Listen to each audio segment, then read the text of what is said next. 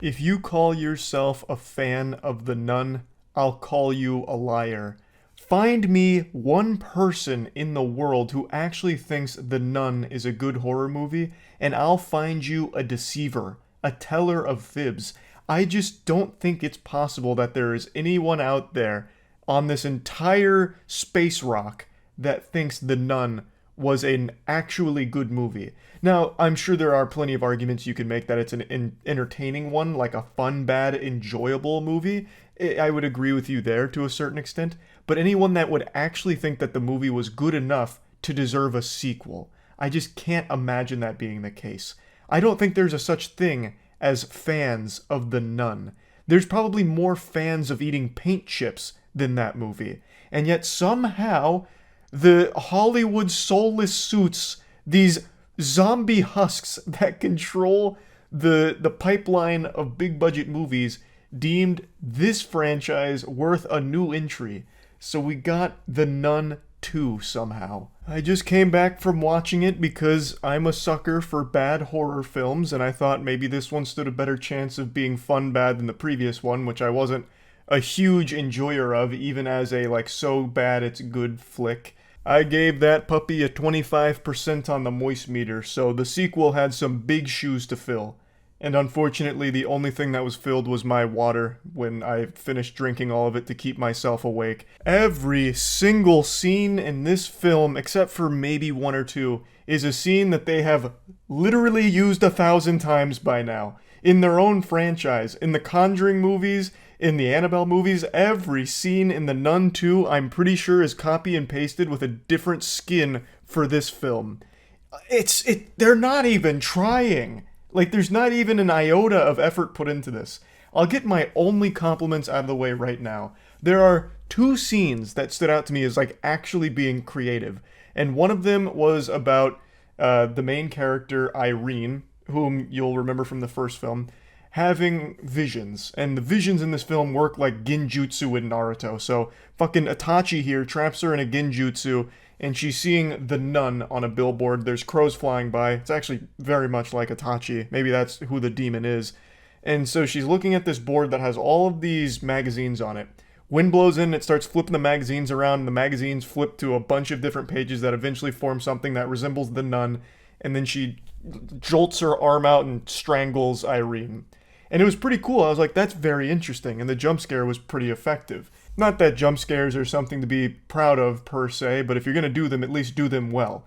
You know, a jump scare is basically just like a quick, loud noise in the middle of quiet in order to trigger that brief little startle sensation, because our caveman brains are hardwired that way.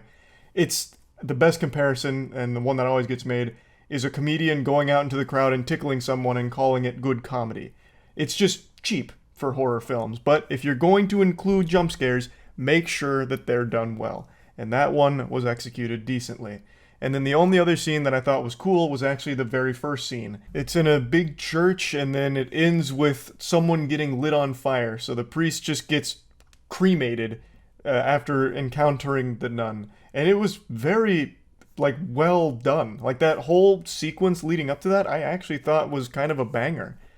And then it never reaches that level of quality again. It's like they put all of their effort into the intro, and then that one scene with the magazines, and nowhere else. Now that I've got all the compliments out of the way, let's go ahead and dive into the rest. I am super tired of every single story in mainstream horror films being the exact same fucking thing. I'm going to get into spoilers. I don't think anyone cares about the narrative of The Nun 2. This isn't exactly something that people are going to for a deep, intricate lore, I don't think.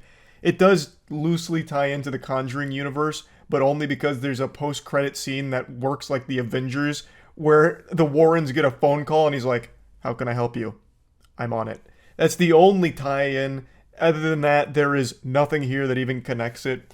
So anyway, the film's narrative is the exact same plot to about 5,000 other horror films. Like, almost to a T. I'm confident now that these are being written by AI. because it's just taking the same DNA of everything else and doing nothing different with it, not even a unique spin. And like all other horror movies that have come before it, if you stop and think about the plot to this for even just 2 seconds, the entire movie falls apart. Let me explain how that works in this film. So, the first scene that I mentioned, the one that I like, yeah, the nun lights that priest on fire, literally just burns him alive with no effort at all. And then never does it again. Falls into the same tropey horror garbage where once the demon is doing what they want to do, all of a sudden the extent of its power is opening and closing doors, or making a scary face appear to spook somebody, or moving some chairs around, or something like that. It's just, it becomes so weak, even though, like, at the very beginning of this film, which in real world time of the movie, well, that's the opposite of real world time, in movie time was only like a month ago, we saw it light someone on fire effortlessly. And now all of a sudden, all it can do is lightly push things around. It has about as much force as a light breeze in the summertime wind. Like, how? Like, what could have easily happened is the demon goes to the place it wants to go, lights everybody on fire, kills them instantly, and then gets what it wants. And what does it want? It wants an ancient artifact. So, the demon was able to find where the ancient artifact was, and it infiltrates a school. And at the school, it starts scaring kids. For no reason, really. Just starts startling children, and nothing else. And before doing that, it had actually just snapped the neck of a woman who gave a delivery to where the demon was staying. So the demon is still perfectly capable of killing people, yet for some reason when it comes to that school, with the main objective in that school, it decides not to kill anyone. Why? It easily can. It just demonstrated that multiple times, like, and now all of a sudden it's a pacifist? It just doesn't make any sense. There's no explanation for why the demon doesn't just kill everyone at that school and then get the artifact, because it knows it's there. It could just get it once everyone's gone. The only argument I can see for why it wouldn't want to do that is it doesn't know exactly where that artifact is, so it's trying to lead people on a wild goose chase to accidentally locate it. But I think that's kind of a weak theory, and it's one I'm just making up to try and justify bad writing here. But let's assume that is the reason. It's still fucking stupid, because if no one's around, there's no one to foil their plans. In every single horror movie, it seems like the bad entity, the bad thing, is always more than willing to just let everyone in the film stop it. Like, it wants to be stopped. It has a humiliation fetish, and it wants to be beaten for some reason. Because it just lets everyone solve the mystery and do the only thing that can defeat it. In fact, sometimes it just leads them to the thing that can beat it. For no reason.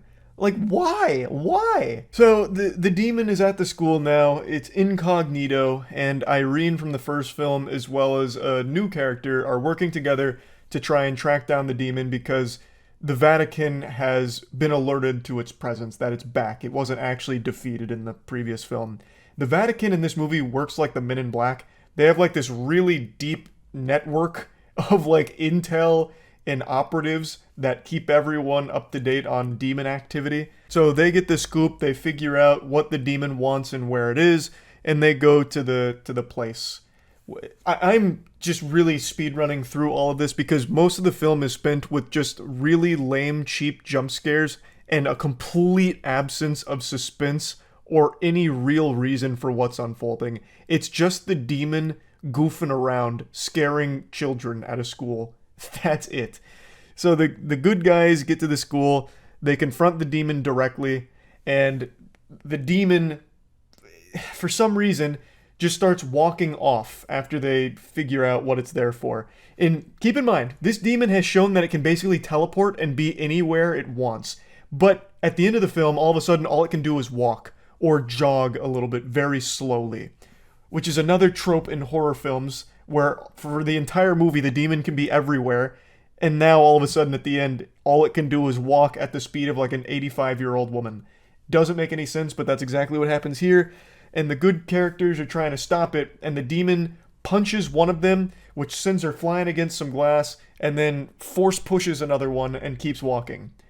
Why not just kill them? The demon has superhuman strength. That punch sent her flying. Could have easily killed her, finished the job. Like, there was no reason the demon wouldn't do that. And the force push again, could have easily just killed her instead, but makes the decision not to. They catch up to the demon after getting pushed away. They all together get the artifact, and it's a big struggle between the demon and the humans. Even though I don't know how that can even be a contest because the demon has superpowers. It could just push them away, but it scarcely uses that, and when it does, it's like a very light push. So they engage in this struggle over the artifact, and eventually the demon starts slamming one of the girls' heads onto the concrete, and I was like, oh, he's about to kill her. And then doesn't. After slamming her head on the concrete, the demon lifts her up in a chokehold, like he's about to perform a cane choke slam, and then one of the students grabs the artifact and runs away, and the demon looks, sees the girl running away, and for some reason just lightly drops the main character. When earlier in the film, he did something similar with a complete stranger and snapped her neck effortlessly. He could have easily done that to the main character and would have solved every single one of the demon's problems. Like, there would be no one left to stop him. But inexplicably just lets her go. And also, I forgot to mention this, a goat man gets summoned, which was actually kind of hype. This is another compliment, the goat man. I'm a huge fan of cryptids, and they legitimately made goat man here. And he chases people around on all four. It's really silly, and it made me giggle. So I did appreciate the goat being in here. That was cool. Actually looked like fucking Mr. Tumnus out of Narnia. It was a great character. So the goat's chasing some of the little children while one of the other nuns is there trying to protect them. And then the main character, and one of the other children are struggling over the artifact to defeat the bad demon nun.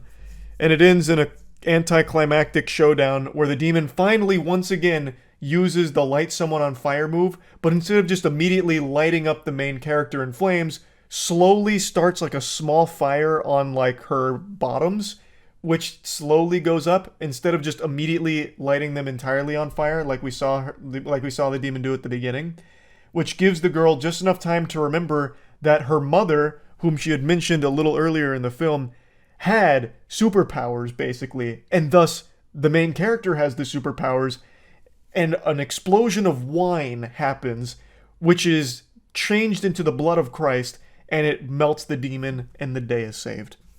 I've summed up the majority of the film there. I left out a couple of details, of course, but it's so fucking dumb. It's so dumb. It's insultingly stupid. There's not even really that many fun, bad moments in here. It's just such a snooze fest because it's every single horror movie trope ever rolled into this film. Unapologetically. Like, if you're going to do that, at least get creative when it comes to your jump scares, and it actually builds some suspense and do something fun there. It doesn't even try outside of a couple of scenes. Damn it. So yeah, I don't know why they even bothered making a sequel to The Nun. The first one was terrible, and this one I'm actually going to say is a little better. Like, objectively speaking, I think this movie is a little bit better than the first one, but it doesn't make it enjoyable. Like, it's just slightly better than a piece of shit. It's like a less stinky piece of shit. But yeah, I just wanted to rant about this movie a little bit because I am still shocked that it even got a sequel in the first place.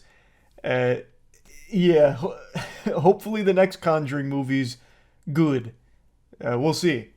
But anyway, that's about it. See ya.